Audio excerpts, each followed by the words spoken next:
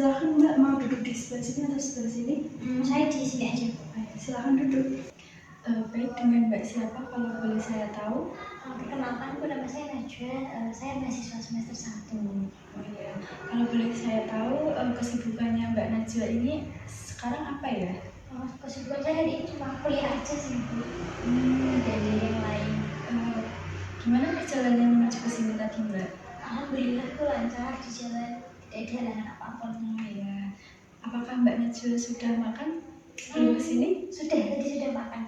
Oh ya, baik. Nah, sebelumnya perkenalkan, saya Syarif Maisha Putri sebagai konselor Anda. Mungkin Anda bisa memanggil saya dengan Mbak Maisha atau Ibu, senyamannya Mbak Najwa saja ya. Baik, sebelum kita mulai pada sesi konseling hari ini, saya ingin menjelaskan tentang structuring time. Nanti selama 30 menit ke depan, Mbak Najwa bisa menceritakan masalah apa yang Mbak Najwa alami. Mungkin tidak harus selesai pada hari ini ya.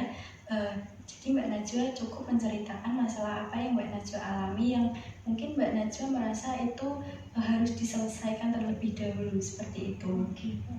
Mbak Najwa juga tidak perlu khawatir tentang kerahasiaan pada konseling hari ini. Saya akan menjaga kerahasiaan demi keselamatan diri Mbak Najwa, kecuali ada hal-hal yang penting atau mendesak pada diri Mbak Najwa ya, seperti itu.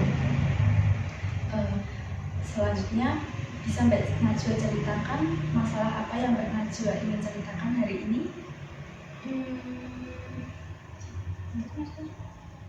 Jadi gini Bu, sebenarnya saya itu merasa minder Bu, karena di kampus ini teman-teman saya tuh kelihatannya pada pinter-pinter banget dan gampang banget akrab sama yang lain. Jadi tuh saya tuh kayak malah jadi introvert dan sering sendirian Bu di sini. Gak enak buat mulai ngobrol sama teman-teman karena saya takut untuk memulai. Saya takut dijudge kayak, ih kamu kok SKSD gitu. Terus kalau disuruh presentasi juga saya tuh suka deg-degan banget dan kayak malah jadi minder Bu kalau Jadi kamu merasa cemas ya ketika berinteraksi dengan teman-teman kamu, apalagi saat kamu ingin presentasi di depan kelas, seperti itu? Iya Bu, jadi malah kadang saya suka ngeluh sendiri di kamar, takut nggak bisa atau nggak punya teman seperti itu. Perasaan seperti itu wajar kok Mbak Najwa. Banyak mahasiswa yang mengalami hal yang sama seperti Mbak Najwa. Mbak Najwa juga tidak usah merasa cemas karena hal seperti itu. Tapi kenapa ya Bu, kok saya kayaknya lebih parah, teman-teman lain tuh bisa cepet kok deket sama yang lainnya. Sedangkan saya tuh malah kayak makin takut untuk ketemu teman-teman atau kadang malah takut untuk berangkat kuliah, padahal itu juga nggak ada apa-apa sebenarnya. Kalau kamu bilang kamu semakin takut, kapan bisanya kamu mencoba berinteraksi dengan teman-teman kamu? Kapan rasa kuat itu muncul dalam diri kamu? Kalau kamu merasa kamu itu takut seperti itu, Mbak Najwa. Kalau pas ada tugas kelompok Bu, saya takut diajak ngobrol, apalagi kalau harus ngomong duluan, rasanya kayak malu gitu Bu. Seperti ada rasa kekhawatiran kalau kamu akan dinilai negatif dalam diri kamu ya Mbak Najwa? Iya Bu, saya merasa kayak nggak sepintar mereka, makanya takut salah ngomong aja. Jadi kalau yang saya tangkap, Mbak Najwa ini merasa minder dan cemas ya, karena takut dinilai negatif oleh teman-teman Mbak Najwa, terutama saat harus berinteraksi dalam situasi sosial seperti tugas kelompok dan saat presentasi di depan kelas. Seperti itu, apakah itu benar Mbak Najwa? Iya betul sekali. Baik, bagaimana kalau kita coba bahas langkah-langkah kecil supaya Mbak Najwa nyaman menghadapi situasi seperti itu? Tidak harus langsung besar, mungkin cukup langkah yang ringan-ringan saja. Boleh banget tuh Bu, tapi kira-kira gimana ya Bu caranya? Misalnya Mbak Najwa bisa mengamati percakapan teman-teman Mbak Najwa, lalu perlahan ikut menyapa atau mengajukan pertanyaan ringan. Tidak perlu merasa harus langsung berbicara, satu kalimat pun sudah satu langkah yang bagus kok. Iya Bu, saya pikir saya harus langsung bisa dekat sama banyak orang. Mungkin kalau pelan-pelan saya bisa mulai mencobanya Bu. Itu pemikiran awal yang bagus. Memulai pelan-pelan itu justru sangat baik. Saya yakin kamu bisa melakukannya mulai sekarang. terima kasih Bu. Saya jadi merasa lebih tenang setelah Ibu memberikan saran seperti itu tadi. Bagaimana kalau kita sedikit mencoba langkah-langkah tersebut, Mbak Najwa? Apakah Mbak Najwa bersedia? Bersedia Bu. Oke, baik. Mungkin Mbak Najwa bisa mengawalinya dengan menyapa saya mungkin.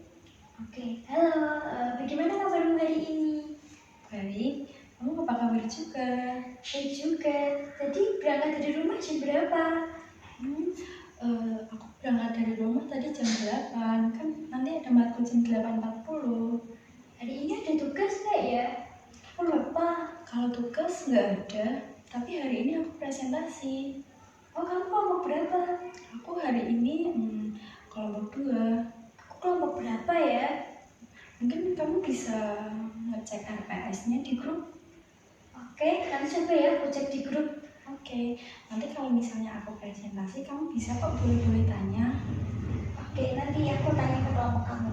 Oke, semoga pertanyaan kamu aku bisa jawab ya. Iya. Itu bisa jadi awalan yang baik untuk Mbak Najwa menyapa teman-teman atau mengawali percakapan dengan teman-teman Mbak Najwa. Kira-kira ada sedikit bayangan nggak Mbak Najwa untuk mengawali percakapan yang lebih lanjut? Iya Bu, saya sudah ada sedikit bayangan apa yang akan saya coba obrolkan dengan teman-teman. Seperti itu. Ya. Rasanya kita sudah ada di tahap konseling ya Mbak Najwa.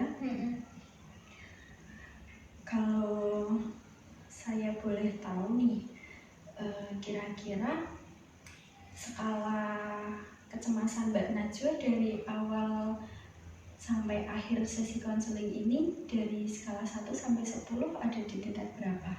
Kalau sekarang setelah sesi konseling ini, rasa cemas saya sudah mulai menurun, mungkin di angka 3. Sedangkan tadi pas ada datang kayaknya rasa cemas saya sudah kayak yang tinggi banget, misal 9 atau enggak 8. Oke, sudah cukup baik ya Alhamdulillah. perubahannya. Gak terasa waktunya sudah hampir habis.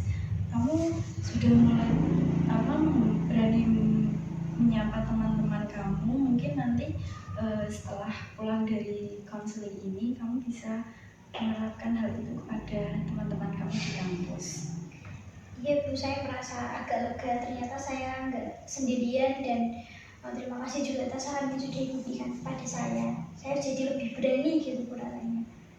Betul sekali, banyak yang mengalami hal serupa Mbak Najwa. Jadi Mbak Najwa nggak perlu merasa Mbak Najwa itu sendirian. Mbak Najwa juga nggak perlu merasa cemas akan hal itu. Mungkin masalah seperti itu sering terjadi di kalangan kampus-kampus, apalagi mahasiswa seperti Mbak Najwa yang masih semester 1. Seperti itu. Hal ini mungkin bisa Mbak Najwa terapkan. Nanti kalau misalnya ada perubahan, saya akan evaluasi lebih lanjut. Jika nanti tidak ada perubahan pada Mbak Najwa, kita bisa bertemu lagi minggu depan atau jadwal yang akan saya tentukan lagi. Seperti itu ya Mbak Najwa. Oke, siap Bu, terima kasih. Terima kasih juga kepada Mbak Najwa yang sudah berani bercerita tentang hal ini. Saya mungkin tidak banyak memberikan saran kepada Mbak Najwa, tapi mungkin saran saya bisa Mbak Najwa terapkan kepada Mbak Najwa dalam kehidupan. Seperti itu ya Mbak Najwa. Oke Bu, terima kasih banyak. Saya rasa saya ini sudah cukup lega dan mempunyai sedikit keberanian dalam diri, karena sebelumnya saya benar-benar takut itu untuk berinteraksi dengan orang lain, apalagi orang baru. Kalau begitu saya pamit dulu ya Bu, sampai di sini ada kelas lagi. Oh iya, silahkan Mbak Najwa, mari saya antar. Oke Bu, terima kasih.